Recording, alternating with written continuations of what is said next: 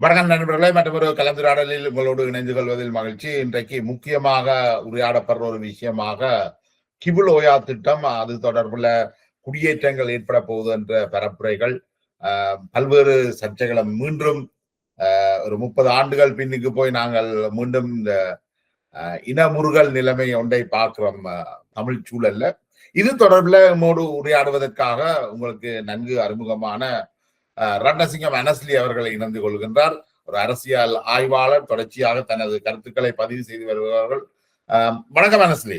வணக்கம் ஜெயபாலன். வணக்கம் நண்பர்களே. இதில் இந்த கிபுல் ஓயா திட்டம் என்ற இந்த விஷயத்துல தமிழ் தரப்புகள் உடனடியாகவே இந்த திட்டம் அறிவிக்கப்பட்டு என்ன செய்ய போறோம் என்ற முழு விவரங்களும் தெரிய முதலே தமிழ் தரப்பு சிங்கள குடியேற்றங்கள் வந்து கிபுல் ஓயா திட்டத்தை நிறுத்துமாறு, கைவிடுமாறு கோரிக்கை வைக்கின்றன. இது கிட்டத்தட்ட ஒரு 7 பில்லியன் ஒரு 4 ஆண்டு திட்டமாக கொண்டு வரப்பட இருக்கின்றது.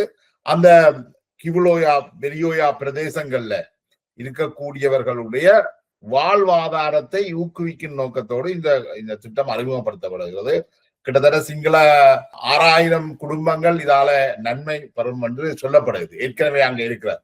அதை விட ஒரு குடியேற்ற திட்டம் உருவாக்கப்படுவதாக தெரிவிக்கப்படுகிறது. நீங்கள் இந்த விஷயங்களை எப்படி பாக்குறீங்க? சுமந்திரனுடைய இந்த போராட்டத்துக்கான அழைப்பு, இதுகளை நீங்கள் எப்படி பாக்குறீங்க? முதல்ல நான் சொல்லணும், 7 மில்லியன்ல கூட நினைக்கிறேன். 7 பில்லியன். 7 பில்லியன். ஓகே, அதான் 7 பில்லியன். இந்த அபிவிருத்தி என்று ஒவ்வொரு முறையும் நாங்கள் எங்களுக்கு புத்தறிஞ்ச காலங்கள்ல இருந்து அபிவிருத்தி என்று ஆரம்பிச்ச உடனேயே வார விஷயம் இந்த விக்டிம் மென்டாலிட்டி, நாங்கள் பாதிக்கப்பட்ட ஒப்ப மென்டாலிட்டி என்று சொல்லுவாங்க. அதுதான் அங்க முதலீடு, அவர்களுடைய முதலீடே அதுதான். செல்வநாயகத்தின் காலத்தில் இருந்தே அந்த முதலீடு அதுதான். டிஜி பொன்னம்பலத்தை துருவாக்கினதும் இந்த மென்டாலிட்டியை வச்சுதான். டிஜி பொன்னம்பலம் எவ்வளவோ விஷயங்கள் தமிழ் மக்களுக்கு செய்தவர். அவர்ல சரிவிலை கப்பால அவரையும் ஓரம் கட்டினதும் இதுதான். இதே விளையாட்டு தான் இந்த கிபுல் ஓயா திட்டம். இது ஒரு புதிய விடயம் அல்ல. இது உங்களுக்கு தெரிஞ்சால் பல்கலைக்கழகம் உருவாகும் போது சிங்கள குடியேற்றம் பெறப்போகுது என்று தடுத்தவர்கள் தான். அது மட்டும் இல்லை, பல விடயங்களை தடுத்தவர்கள். என்ன இது இங்க வந்தால் ஒரு அபிவிருத்தி என்ற பெயரில சிங்கள குடியேற்றம் வந்துடும். அது யாழ்ப்பாணம் பல்கலைக்கழகம் வந்தால் சிங்கள குடியேற்றம் வரும் என்று அந்த காலகட்டத்தில் பிரச்சாரம் நடந்ததா? அந்த காலகட்டத்துல கடும் பிரச்சாரம் நடந்தது. அதுக்காகத்தான் பல்கலைக்கழகம் வரக்கூடாது பிரச்சாரங்கள் மேற்கொள்ளப்பட்டது. தமிழரசு கட்சி அந்த பிரச்சாரத்தை மேற்கொண்டிருந்தது. ஆனால் அதுக்கு இதுதான் காரணமா? இதுதான் காரணம். இது முக்கிய காரணம். இது சிங்கள மக்கள் படித்து விடக்கூடாதுன்றது. படித்து விட குடியேற்றம் வந்துடும். பிரச்சனை படிக்கிறத விட குடியேற்றம் வந்துடும். பல்கலைக்கழகத்தோட சிங்கள வெறும் வந்து குடியேறி விடுவார்கள் என்ற ஒரு விடயங்கள் தான் கூடுதலாக சொல்லப்பட்டது. ஒரு பிழையான விஷயங்கள். அதுக்காகத்தான் அவர்கள் திருவோணமலையில் பல்கலைக்கழகத்தை தொடக்க வேணும் என்று சொல்லி திருவோணமலையில், நான் நினைக்கிறேன், எனக்கு சரியா முந்தி நாங்கள் இதை பற்றி கதைச்சிருக்கிறோம், 80 ஏக்கர் காணி வேண்டது என்று நினைக்கிறேன். அதே போல 8 ஏக்கர் காணி டவுனுக்குள்ள வேண்ட திருவோணமலை. இன்று வரையும் அந்த காணி ஆற்ற பேர்ல இருக்கு. எங்க இருக்கு, யார் அதை பயந்து கொண்டோ ஒன்றுமே இல்லை. எல்லாம் முடிஞ்சது. அதுக்கு அரியோ பேர்ல தான் இருக்கு இன்றைக்கு. அல்லது முன்பிருந்த யாராவது என்ற பேர்களை சொல்ல அவையின் பேர்லயே மாற்றப்பட்டு விட்டதோ தெரியாது. விளங்கிச்சு. அப்ப இப்படியான காசும் சேர்த்த வேண்டிய காசும் இல்லையாது. மற்றது இன்னும் பயனாளிகள் தெரிவு செய்யப்படவில்லை இந்த திட்டத்துக்கு. அதுக்கு முதல்லயே சிங்கள குடியேற்றம் நடக்க போகுது என்று சொல்லி நீங்கள் சொல்றதுன்ற காரணம் என்ன? ஒரே ஒரு காரணம் தான். நீங்கள் இந்த பௌத்த விகார இந்த விஷயங்களை வச்சு, அங்க நடக்கிற பிள்ளைகளை எல்லாம் வச்சு உங்களுக்கு முக்கிய பிரச்சனையா இருக்கு இந்த அனுர அலை. தெற்கில குறைஞ்சது போல் இருக்கிறது, எனக்கு தெரியாத என்னுடைய பார்வையில. ஆனால் வடக்கில் அனுர அலை மிக தீவிரமாக இருக்கிறது. அவருக்கு நல்ல சப்போர்ட், நல்ல ஒரு விஷயங்களை மக்கள் கொடுக்கிறார்கள். உங்களுக்கு வேற வழி இல்லாமல் நீங்கள் இப்படியான விஷயங்களை சொல்லி இந்த மக்களை திசை திருப்ப பார்க்கிறீர்கள். ஆனா நாங்கள் முகநூல்ல பார்த்தால் நிறைய மக்கள், நிறைய இளம் சமூகத்தினர் எழுதுகிறார்கள், இது பிழை என்று சொல்லி. நீங்கள் செய்யறது பிழை, அப்படி ஒன்றும் இல்லை, இது ஒரு அபிவிருத்திக்கான விஷயம் என்று சொல்லி மக்கள் இப்ப கதைக்க தொடங்கிட்டார். முந்தி யாராவது கதைச்சா துரோகி என்றால் இப்ப மக்களே கதைக்க தொடங்கிட்டார். நீங்கள் ஒற்றுமை ஆகிற கதைகள் எல்லாம் கதைக்கிறீர்கள். ஒற்றுமை ஆகிறத நீங்கள் அனுரா அலைய விழுத்துறதுக்கான ஒற்றுமைக்கு போக பாக்குறீர்கள். இப்ப எல்லா விஷயத்திலையும் நீங்கள் இதுவரையில ஒற்றுமை ஆகையில இந்த முன்னாள் போராளிகளுடைய வாழ்க்கையை முன்னேற்றத்துக்கு என்ன ஒற்றுமை செய்த நீங்கள்? என்ன ஒற்றுமையான ஒரு திட்டம் உங்களிடையே இருக்கு? இதெல்லாம் ஒரு உடன்படிக்கை இல்லாமல் ஒற்றுமையா வரக்கூடிய விஷயங்கள். இந்த போதை வஸ்து பாவனை ஒழிப்புக்கு நீங்களே ஒற்றுமையா வரே இல்லை. நீங்கள் உங்களுக்குள்ள 13ஆம் திருத்தம் அல்லது வேறு ஒரு பிரச்சனையை சொல்லி நீங்கள் ஒரு உங்களுக்கு தேவையில்லை. அதெல்லாம் ஒரு ஒரு உடன்படிக்கை தேவையில்லை இதுகளுக்கெல்லாம். இது நீங்கள் நார்மலாவே ஒற்றுமையா வந்து வளமான கல்வி அமைச்சோட கதைச்சு பாடசாலைகள் தோறும் எல்லாம் உங்களை பிரச்சாரம் செய்து உங்களை எதிர்ப்பை மக்களை திரட்டி நீங்கள் உங்களை எதிர்ப்பை காட்டலாம். சரி, நீங்கள் அவங்களோட சிராட்டியும் பரவாயில்லை அரசோட. அது கூட நீங்கள் செய்ய இல்லை. நீங்க ஒன்றுமே செய்யாமல் இருந்து கொண்டு இதை தடுக்கிறது, இப்படியான விஷயங்களை அபிவிருத்தியை தடுக்கிறது. இப்ப பழைய பூங்கா ஓல்பாக்ல நடந்த அபிவிருத்தியை அது சரி விளையாட்டரங்கம் அமைக்க வலிக்கிட்டதுக்கு தடுத்தியல். இது ஒரு புது விஷயம் இல்லை, பழமையான விஷயம். ஆனா முந்தி மாதிரி இல்லை. இப்போ மக்களுக்கு உடனே விளங்கி கொள்றாரு மக்களாக. இதுக்குள்ள இவர்களுடைய பக்கத்துல பிழை இருக்கு. இவர்கள் இதை இந்த வார தண்ணியை அங்கால இருந்தான் வருது தண்ணி. இதை நாங்கள் எப்படி பாவிக்கிறது என்று பார்க்கணும். இந்த தண்ணியை எங்களுடைய மக்கள் இது ட்ரை ஜோன் எல்லில இருந்து வருது நினைக்கிறேன். மகாவலி பிரதேசத்துல எல் ஜோன்ல இருந்து ஜேவிபி என்பிபி வந்து அவர்கள் வந்து ஒரு பெரிய போராட்டங்களை நடத்தினார்கள் தான். அவர்களும் பெரிய ஒரு அவர்களுக்கு ஒரு கொள்கைகள் அதுகள் எல்லாம் இருந்தார்கள்.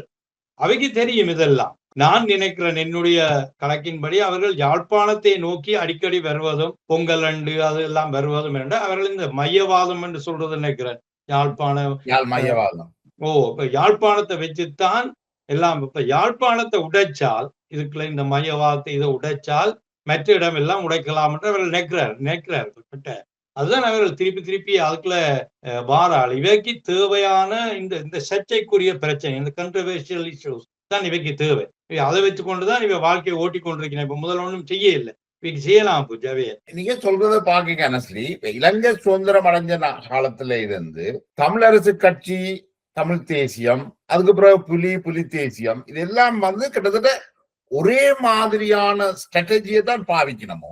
இது ஒரே மாதிரி. இப்ப எஸ்ஜேபி செல்வநாயகத்தின் காமன் கோப்பி தான் இவை எல்லாருமே. ராமலிங்கம், அதுக்கு பிறகு அந்த இயக்கங்கள் முழு பேரும், நான் ஒரு திட்ட பேர்களை சொல்ல விரும்பல, முழு பேருமே அவை அந்த விஷயம்தான், அவர்களுடைய விஷயம்தான். பொருளாதார ரீதியான விஷயங்கள் என்று சொன்னால், பொருளாதாரம் என்றது ஒரு சோசியல் சயின்ஸ், என்ன சும்மா ஒரு சமூக விஞ்ஞானம் என்ன, அது பொருளாதார ரீதியா விஷயங்களை பார்க்காமல் நாங்கள் பொருளாதாரத்துக்கு உரிய கூட்டங்களையோ அதுகளையோ வைக்கிறதாலேயோ ஒன்றும் நடக்க போறதில்லை. இப்ப எங்களுக்கு உண்மையா பார்க்க போனா தெற்கில் இருந்து எங்களுக்கு தேவை கட்டாயம் எங்கள்கிட்ட ஒரு ஆக்கள் இல்லையா அதுக்கு போறதுக்கு முதல் அனாஸ்லி, இலங்கை சுதந்திரம் அடைஞ்சதுல இருந்து நாங்கள் எடுத்த ஸ்ட்ராட்டஜி எப்படி என்ன? கிட்டத்தட்ட இப்ப நீங்க சொன்ன மாதிரி யாழ்ப்பாணத்துல பல்கலைக்கழகம் கட்டினா சிங்கள குடியேற்றம் வந்துடும். அப்ப யாழ்ப்பாணத்துல பல்கலைக்கழகம் வைக்கக்கூடாது.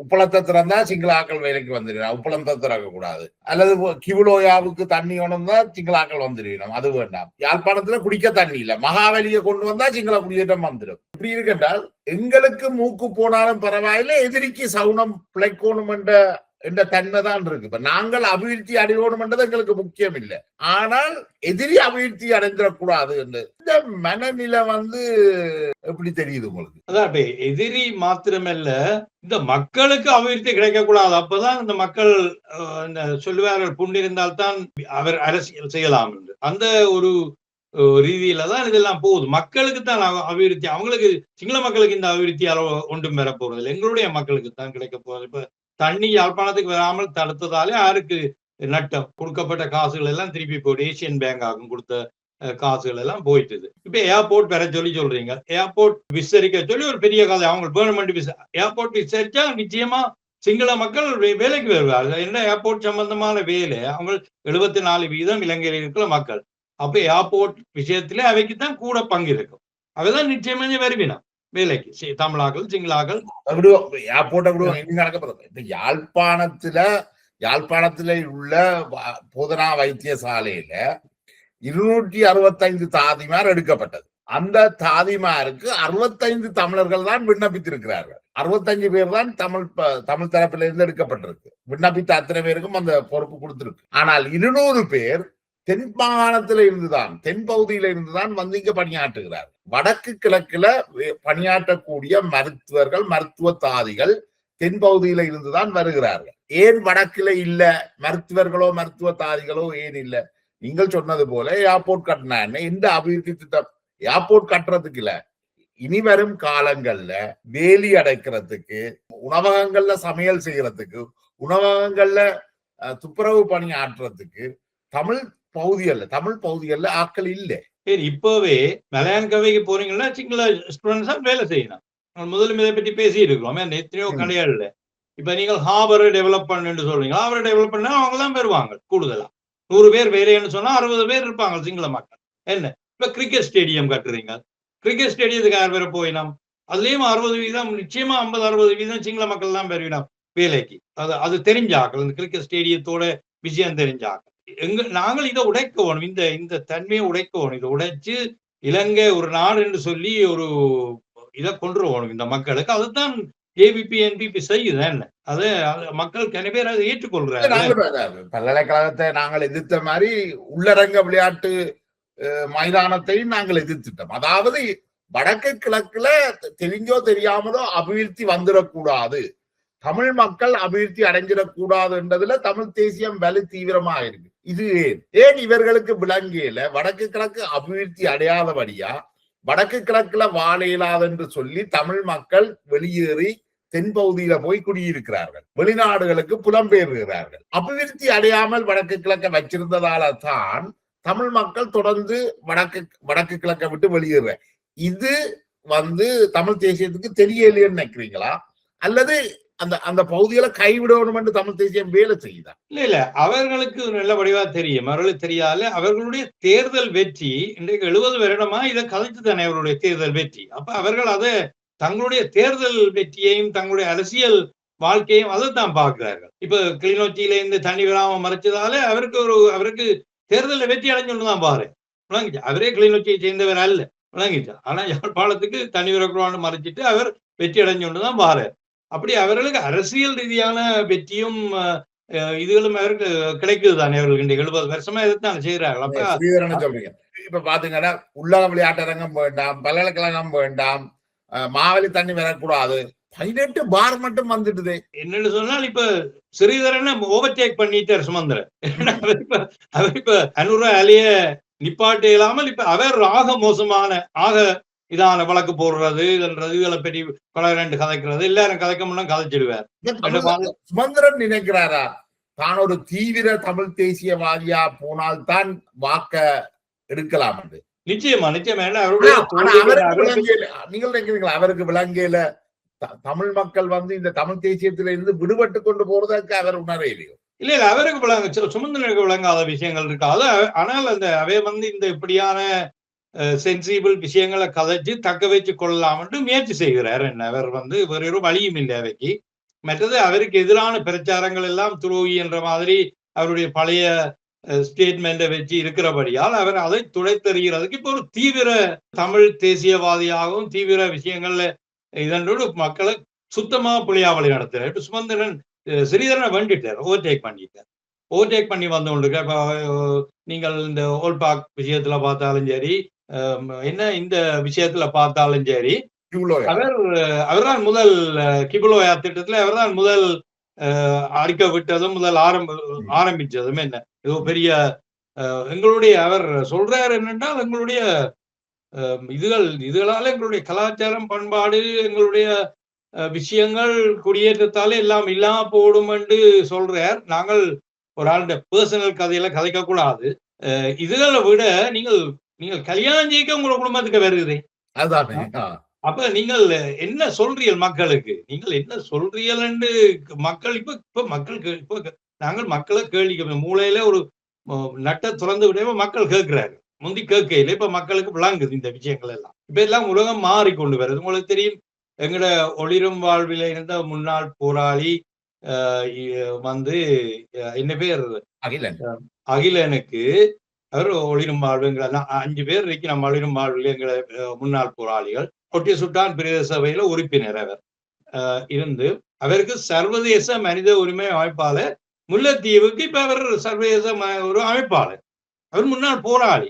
இப்ப இலங்கை அரசாங்கத்தின் பார்வையில கதையில அவர் ஒரு என்ன பயங்கரவாதி. என்ன எப்படி உலகம் எல்லாம் மாறிக்கொண்டு வருது. அப்ப நீங்கள் துப்புரவா மாற விடாமல் பொருளாதார முன்னேற்றம் வரக்கூடாது என்று நீங்கள் கட்டாயம் நினைக்கிறீர்கள். உங்களோட சொந்த அரசியல் வாழ்க்கை, அரசியல் லாபத்துக்காக நீங்கள் முதலமைச்சர் ஆவாரதுக்கும், நீங்கள் பார்லிமெண்ட்டுக்கு போறதுக்கும் இதன்றதுக்கும் மக்களை புல்லா புள்ளியா வழி நடத்துறீர்கள். இந்த இனவாதத்தை தூண்டி என்ன பண்றீங்க?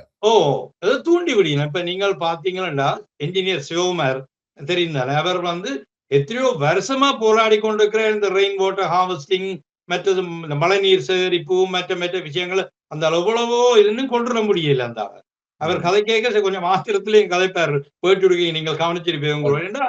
அவர் எவ்வளவோ எத்தனையோ லட்சம் பேருடைய பிரச்சனையை கதைக்கிறார். ஒரு ஆள் 2 பேருடைய பிரச்சனை இல்லை. அதனால முடியாம இருக்குது. உதாரணத்துக்கு நான் ஒரு கிரிட்டிக் வைக்க வேணும். இந்த நார்தர்ன் இன்வெஸ்ட்மெண்ட் சமிட் 26 அன்றைக்கு நடந்தது.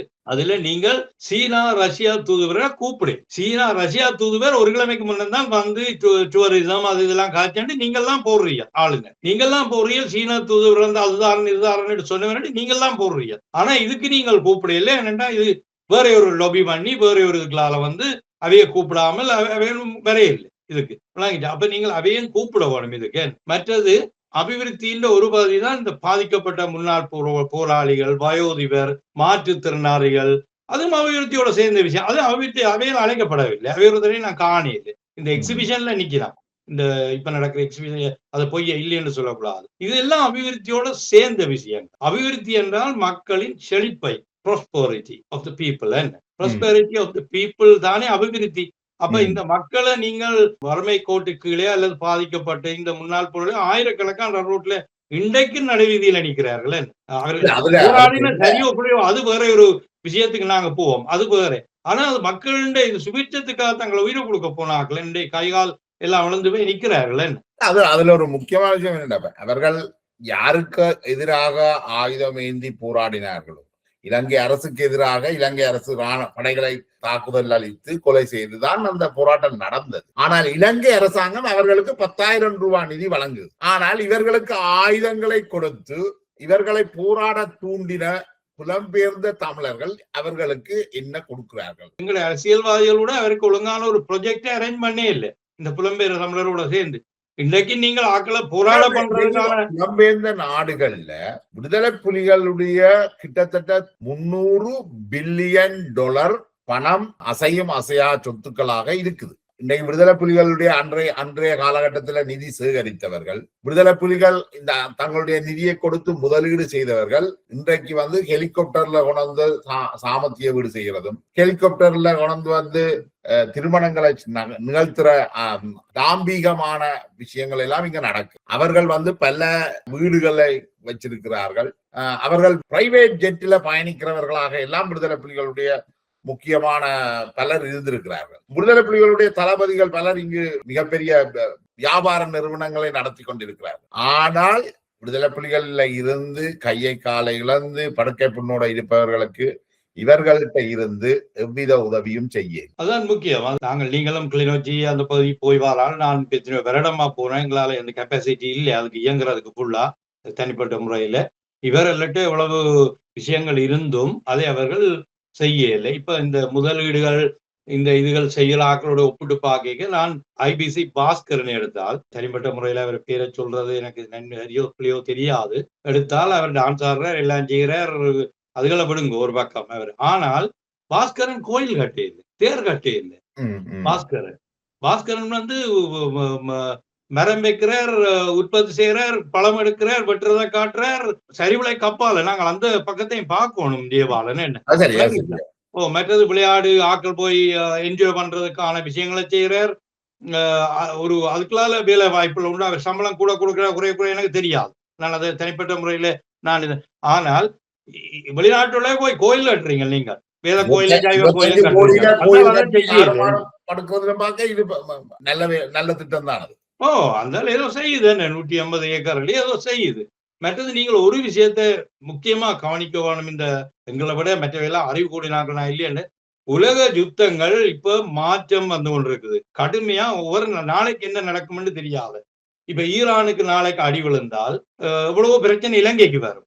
இலங்கை இந்த தேயிலையவுன்றதுல இருந்து பெட்ரோல்ல இருந்து இது ஈரான்ல இன்றைக்கு வச்சிருந்து ஈரான் யாருக்கோ எதிராக அடிக்க இருந்த ஏவுகணைகள் எல்லாம் அமெரிக்க நாட்டு கைக்கு மாறப்போய்களே அது வேற ஒரு பக்கத்துக்கு அடிக்கிறதா மாறும். அது நீங்கள் விளங்குது நான் சொல்ற இந்த இதைத்தான் பெரிதான் இங்க காய்ச்சி கொண்டிருக்கிற சர்வதேச சூழல் ஒரு தளம்பல் நிலைமையில தான் நீங்கள் உணவு வடக்கில நாங்கள் மற்ற இதை பற்றி கதைக்காமல் இலங்கையில முழுக்க, ஆனால் வடக்கில உணவு தன்னிறைவுக்கான முழு விஷயங்களையும் செய்யணும். நீங்கள் தண்ணி வேணும், அந்த தண்ணிக்காக தான் இப்ப காய்ச்சி கொண்டிருக்கிறோம்.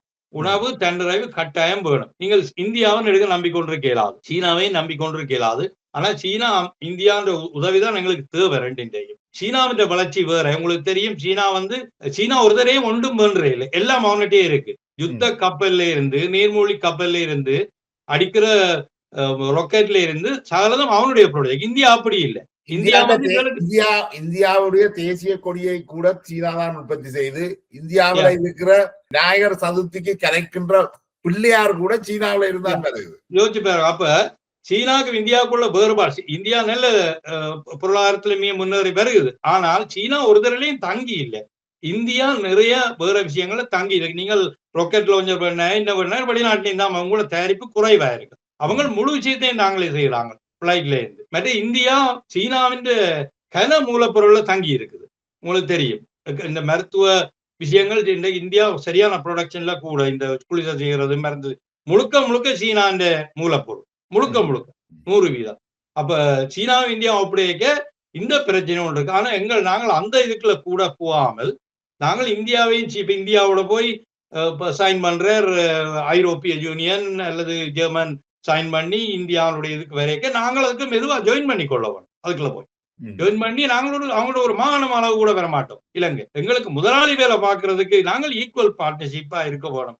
கதைகள், போக்கள், இதுகள் அவங்கள பாதிக்காமல் அவங்களோட இருந்து ஈக்குவலா அவங்களுக்கு சமநிலையை நாங்கள் பேண வேணும். சமநிலையை பேணித்தான் நாங்கள் இந்தியாவையும் சீனாவையும் கையாள வேணும் தந்திரமா. என்பிபி அரசு இது ஓரளவுக்கு புரிஞ்சு கொண்டிருக்குன்னு தான் நினைக்கிறேன். அவர்கள் யாரையும் எதிரியாக்க கருதையில்லை. இப்ப இந்தியாவோடையும் அவர்களுக்கு மிக நெருக்கமான உறவு இருக்கு. அவர்கள் புத்திசாலித்தனமா இயங்குறாங்க. நீங்க சொன்ன சரியான புத்திசாலித்தனமா இயங்குறார்கள். அவர்கள் இப்ப எத்தனையோ வருடங்களாக இதுல இருக்கிறார்கள். அவர்கள்ட்ட ஒரு திட்டம் இருந்தது, ஒரு கருத்து ஆழம் இருந்தது, கருத்தாக்கம் இருந்தது. அப்படி வந்த அமைப்பு என்ன? அப்ப அவைகிட்ட ஒரு சரியான நாங்கள் அதான் இப்ப கனடியன் எம்பாசிடர் அன்றைக்கு சொன்ன மாதிரி நாங்கள் if you are not at the table you are on the menu. நீங்கள் டேபிள்ல இல்லாட்டி நீங்கள் சாப்பாட்டு கோப்பையில வந்துடுவீங்க. அது வேற ஒரு ஆள் சொன்னதான் இவர் சொல்றாரு இந்த பேச்சில் அன்றைக்கு இங்க சுவிஸ்ல அப்ப நீங்கள் நாங்கள் மேசையில இந்த தமிழ் அரசியல் கட்சிகள் மேசையில இருந்து பேசுற விவரம். நீ மேசையை விட்டு விலகி போனீங்கன்னா நீ சாப்பாட்டு கோப்பையில வந்தவன தின்றுவாங்க. ஓயா விஷயத்துல, இந்த ஹிபுலோயா விஷயத்துல நீங்கள் நேர போய் சந்திச்சு நேர கதைச்சு பல விஷயங்களை நீங்கள் அது நேர இந்த புது அரசாங்கம் பழைய அரசாங்கம் நேர இருந்து கதைச்சதுதான். அது இல்லையன்னு சொல்லினா சரி, அதை விடுங்க. அவ கதைக்கு இல்லைன்னு நீங்கள் என்பிபி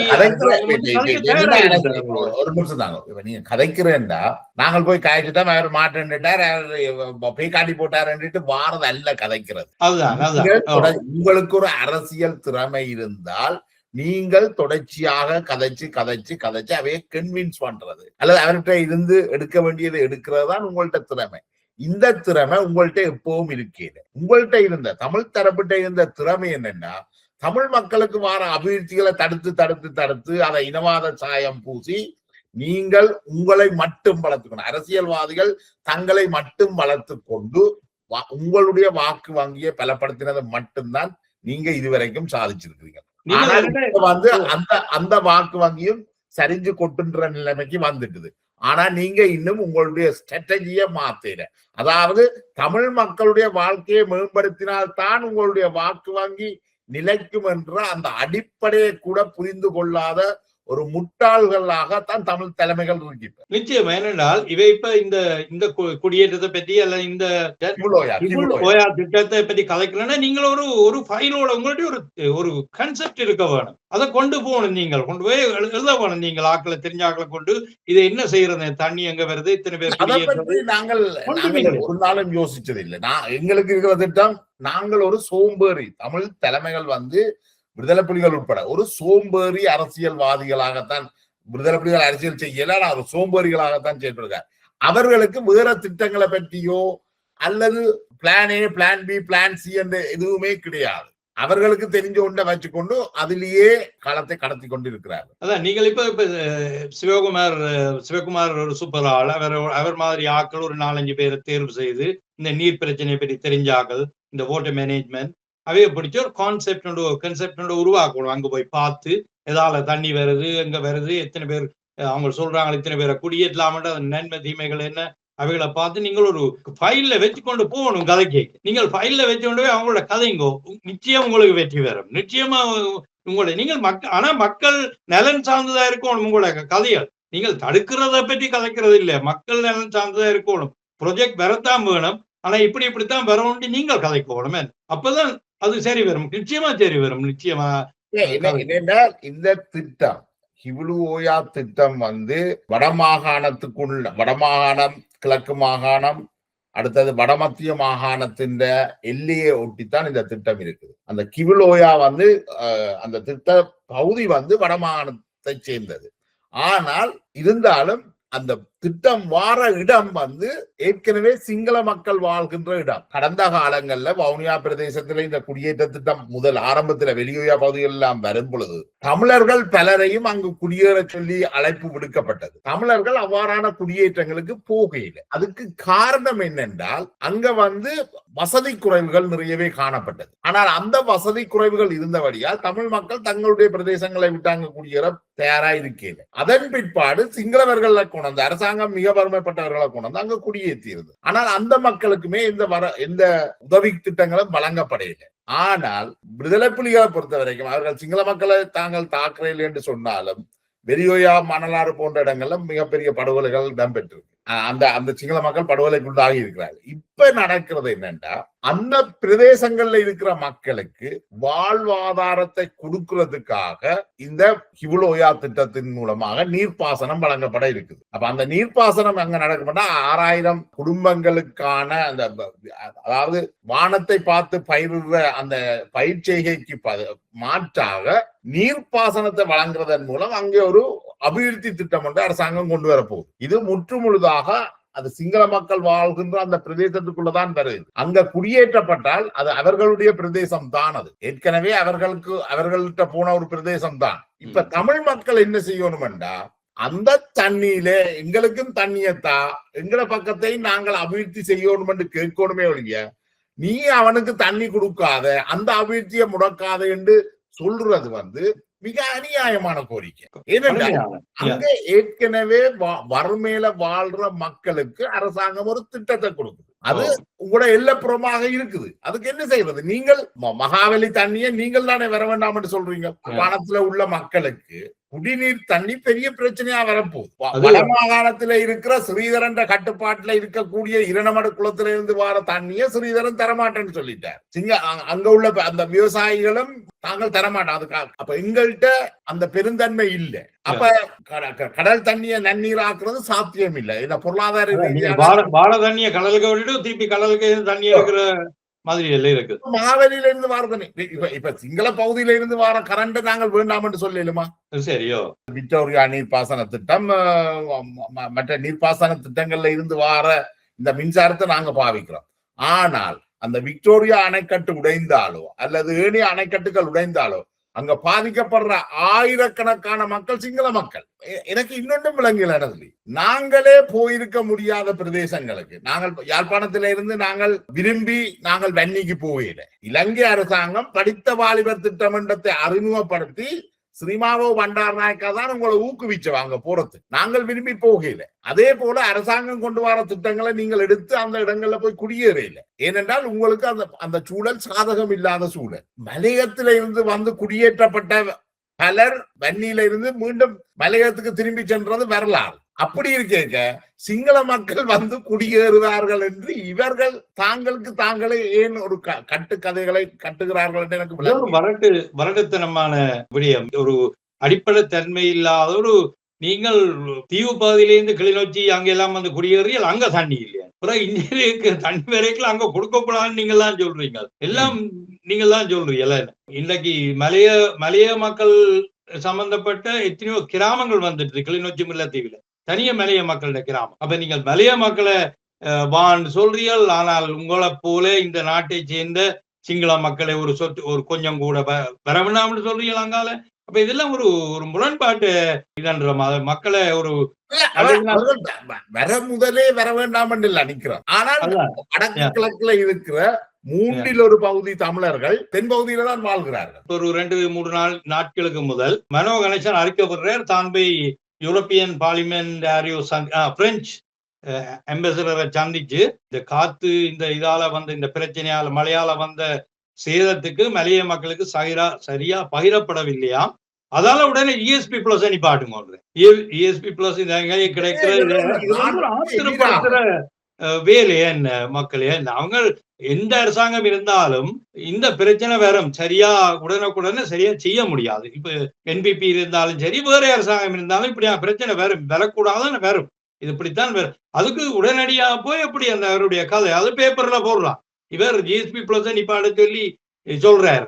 அந்த ஒரு விஷயத்துக்கு எல்லாருக்கும் நீ ஒரு நாட்டுக்கு வர நன்மையை நிப்பாட சொல்லி சொல்ற. அப்ப ஒரு இந்த ஒரு சின்ன பிரச்சனைக்கு என்ன இது என்னன்னு தீர்க்கலாம்னு உண்மையிலேயே மனோ கணேசனுக்கு அறிவு இருக்கா இல்லையான்னு கூட எனக்கு தெரியும். ஏனென்றா GSP பிளஸ் நிப்பாட்டினா கிளிநொச்சியில இருக்கிற கிழக்கு மாகாணத்தில இருக்கிற வடமாகாணத்தில இருக்கின்ற ஆடை தொழிற்சாலைகள் மூடப்பட வேண்டி வரும். அந்த ஆடை தொழிற்சாலைகள்ல வேலை செய்பவர்கள் இந்த போராட்டத்துல பாதிக்கப்பட்ட பெண் தலைமைத்துவ குடும்பங்களை சேர்ந்தவர்கள். இந்த எதிரிக்கு சகுனம் பிழைக்கணும் என்றதுக்காக எங்கட மூக்கை அவை அறுக்கல, அவை தங்கட மூக்கை அறுக்கல, தங்களுடைய மக்களின் மூக்கை அறுக்கலாம் என்ற இந்த சிந்தனை போக்கு இருக்குதானே. இதுதான் இதோட பெரிய ஆபத்தான விஷயம்.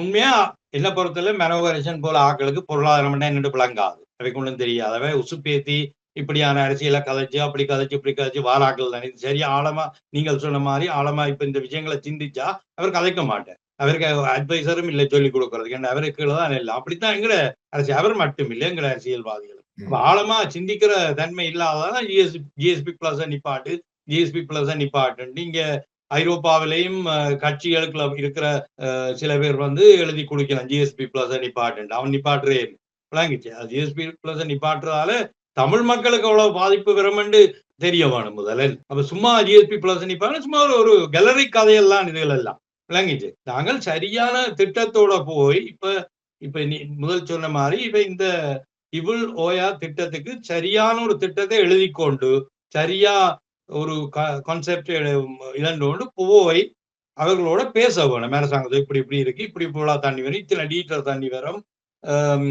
1700 ஹெக்டர் இதுக்கு தேவையான தண்ணி வருது போல இருக்கு, தண்ணியின் அளவு எத்தனை எல்லாம் இருக்கு அந்த ப்ராஜெக்ட். அப்ப எவ்வளவு இங்கால தேவைப்படும், எவ்வளவு நாங்கள் இங்கால பகிரலாம், சமமா பகிர சொல்லி மற்ற இடங்களுக்கும் அதுலதான் நீங்கள் செய்ய வேணும். அதுல கொண்டு நீங்கள் இதை தடை பண்ற மாதிரி கதைச்சு நீங்கள் உங்களோட அரசியல் லாபத்துக்காக உங்களோட பதவியில நீங்கள் வச்சிருக்கிறதுக்கான அரசியல் செய்யாதீங்க. அது பிள்ளை மக்களுக்கு இப்ப விளங்குது. உண்மையிலே இந்த தமிழ் தேசியம் என்றது ஒரு புற்றுநோய் மாதிரி வந்துட்டு தமிழ் சமூகத்தை, அந்த தமிழ் தேசியம் புலி தேசியம் எல்லாம் ஒரு கேன்சரா வந்துட்டு தமிழ் சமூகத்தை சொன்னாரு. தமிழ் தேசியம் இல்லை, இது யாழ் தேசியம் சொன்னார் 70ஆம் ஆண்டுகள்ல. அது யாழ் தேசியம், தமிழ் தேசியம் இல்லை, உங்களை யாழ் தேசியம் நக்கல் அடிச்சுட்டு போனவர். அதான் உண்மையே. அவர் அங்கதான் உருவாகுது எல்லாம். நீங்க சொல்றதும் அது ஒரு வகையில சரிதான். இந்த தமிழ் தேசியம் புலி தேசியத்தை வாய் அளவுல உரையாடுறவர்கள் பெரும்பாலும் யாழ் மையவாதத்தை உள்ளவர்களாகத்தான் இருக்கிறார்கள். அதனால நாங்கள் மக்களை சிந்திக்க பண்ண வேணும். மக்கள் சிந்திக்கணும். இப்ப சிந்திக்கிறார்கள். நாங்கள் சிந்திக்க பண்றதுக்கு நாங்கள் பெரிய ஒரு சிந்தனையாளர்கள். எங்களுக்கு தெரிஞ்சதை நாங்கள் ஒரு சின்ன விஷயத்தை கதைப்போம். கதைக்க மக்கள் நிச்சயமா பார்த்து அவர் தேடுவார்கள். இப்ப எல்லாம் ஒரு மொபைல், ஒரு மொபைலுக்குள்ளே எல்லாம் வந்துட்டு எல்லாம் தேடலாம். தேடாம கூட இருக்கிறார்கள். இப்பவும் தேடாம இருக்கிறவர்கள் நீங்க எல்லாம் தேடி பார்க்கலாம்.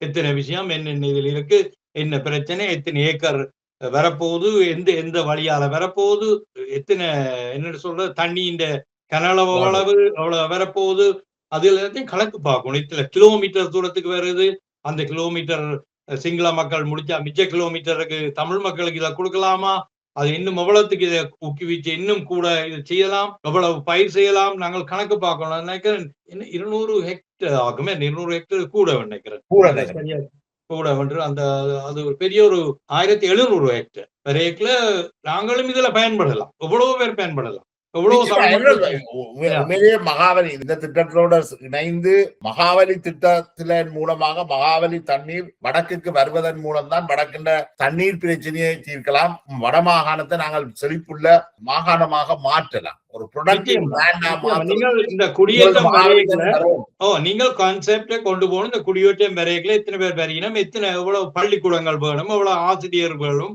அங்கே கிட்ட உள்ள வைத்தியசாலை வேணும், இதுகள் எல்லாம் செய்து கொண்டு போகணும். நீங்கள் போய்க்கல, நீங்கள் சும்மா போய் ஒரு துண்டை கொண்டை கொடுக்குறீங்க.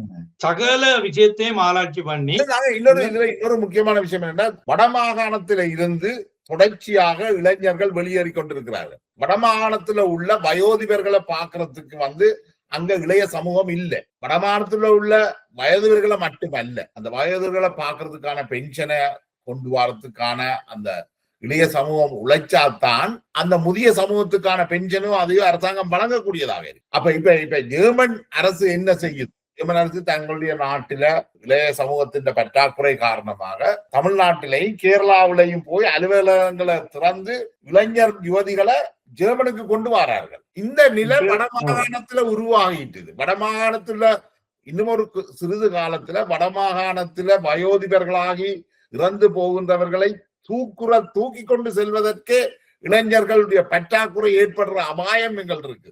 ஏற்கனவே நாங்கள் தேர் திருவிழாவில் தேர் இழுக்கிறதுக்கு இராணுவத்தினர் இழுக்க வேண்டிய துர்ப்பாக்கிய நிலை வந்திருக்குது. நாங்கள் இந்த தமிழ் தேசியம் என்ற பேய்காற்ற இந்த உரையாடலை வச்சுக்கொண்டு அபிவிருத்தியை தடை செய்து தொடர்ச்சியாக கடந்த 30 ஆண்டுகளுக்கு மேலாக அபிவிருத்தியை தடை செய்து நாங்கள் கண்டது வடக்கு கிழக்கு தமிழர்களுடைய தாயக பரப்பில இருந்து தமிழ் மக்களை நாங்கள் தொடர்ச்சியாக வெளியேற்றி கொண்டிருக்கிறோம். இதுக்கு ஒரு முற்றுப்புள்ளி வைக்கல என்று சொன்னால் யார் என்ன கட்டாலும் நாங்கள் அனைவரும் வெளியேறுவோம். இப்ப ஸ்ரீதரன் பார்களும் கடைகளும் திறந்து ஸ்ரீதரன் முன்னேறி கொண்டு வரார். அது மாதிரி ஏனைய அரசியல்வாதிகளும் தங்களை முன்னேற்றி கொள்வார்கள். ஆனா தமிழ் மக்களுடைய நிலைமை அங்க மிக மோசமானதாகத்தான் போய்கொண்டு. நீங்கள் இப்ப வெளியேறி கொண்டிருக்க நீங்கள் ஆட்டோமேட்டிக்கா தடை செய்யவே இல்லாமல் சிங்கள மக்கள் குடியேற வேண்டாம். உங்களுடைய ஆக்கள் சில கிராமங்கள் 20 குடும்பம் தான் இருக்குது, 15 குடும்பம் இருக்குது. அது எதிர்வார்கள். நிறைய பாடசாலைகள் மூடப்பட்டு கொண்டிருக்குது. நிலத்தை பாவிக்க வேணும், நிலத்தை பாவிக்க இல்லை. நீங்கள் பாத்தீங்கன்னா வெளிநாட்டுல உள்ள ஆக்கள் எங்களை மாதிரி ஆக்களை ஏக்கர் கணக்குல வேண்டி போட்டு விவசாய காணிகளை அப்படியே விட்டுட்டு வந்திருக்கிறாங்க. ஒன்றும் செய்யறே இல்லை. அதுக்கான சரியான சட்டத்தை கொண்டு வரணும். சட்டத்தை கொண்டு இந்த ஐரோப்பா மாதிரி விவசாய காணிகள்ல யார் என்றாலும் அங்க பயிர் இருக்க வேணும். அங்க போய் விதான பாக்கைக்கு அதுக்குள்ள பயிர் இருக்க வேணும். விவசாயத்துக்கு விவசாயம் யார் செய்யணும்னு பிரச்சனை இல்லை. யார் செய்தாலும் பயிர் இருக்க வேணும். இல்லாட்டி அந்த விவசாய காணிகளை நீங்கள் அவர்கிட்ட இருந்து முழுமையா பறிமுதல் செய்யறதுல அதை எடுத்து வேற யாருக்கும் கொடுக்கணும். ஒரு ப்ராஜெக்ட் இருக்க வேணும் இந்த அரசாங்கத்திட்ட. அதை எடுத்து காசு எல்லாம் கொடுத்து அதுக்கு அந்த பயிற்சியை ஊக்குவிக்க வேணும். எக்கச்சக்கமான ஆணி இருக்கு வடக்குல, எல்லா இலங்கை முழுக்க இருக்குது.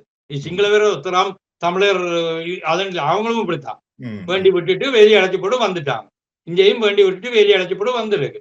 நீங்கள் வணியாக இந்தியாலாம் பாத்தீங்கன்னா எல்லாம் பூட்டி கிடக்கு, ஒன்றுமே இல்லையா அதுக்குள்ள. அப்ப நீங்க அதுக்கெல்லாம் ஒரு சட்டத்தை கொண்டு இதை கொண்டு சரியா செய்யணும். நாங்கள் இது பல அரசாங்கத்துக்கு எழுதி இமெயில்ல நேரடியா கதைச்சு ஒன்றும் நடக்க இல்லை. ஒன்றும் நடக்கிறதா இல்லை. வாக்கு இல்லாம போடுமோன்னு பயப்படுவீங்க. நான் கூட எதிர்த்தால் அதுவும் ஒரு பிரச்சனை வரும். என்ன சில சட்டங்களை கொண்டு இல்லைன்னு. அப்ப இதுகளெல்லாம் கொண்டு பயிர் செய்யற காணிக்க பயிர் இருக்க வேணும்.